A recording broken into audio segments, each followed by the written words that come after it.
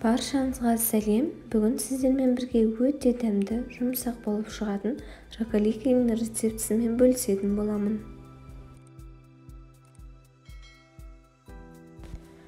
Ең алдымен бір кесе жылы сүт, бір кесе жылы су, қант пен тұз ашытқы араластырып, бетін жауып 10 минутқа қойып қоямыз. Міне осылай ашытқымыз көтеріліп тұрады.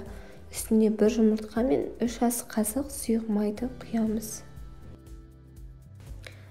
Венчикпен араластырып алып, үстіне ұнымызды електен өткізіп салып, жұмсақ қамыр илеп жылы жерге 40 минутқа қалдырамыз.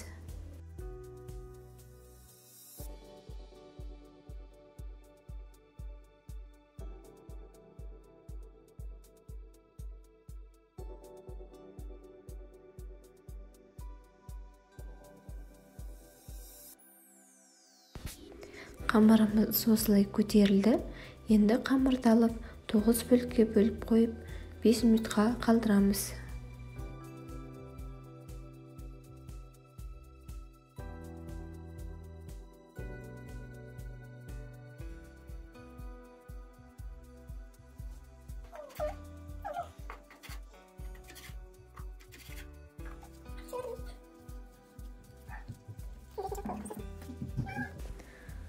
Қамырымыздың бір бөлігін алып, үстінен ұн сеуіп, дөңгелек етіп жайып аламыз. Қамырымызды осылай жайып дайындап алдым. Үстіне ерітілген сары майымызды жағып шығамыз.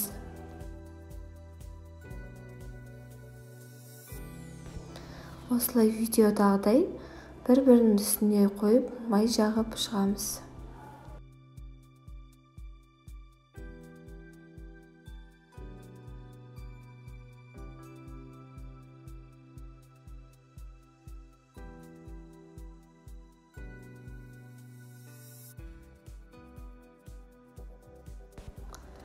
Енді осы қамырымызды шұқа етіп жайып 4 бөлікке бөліп шығамыз.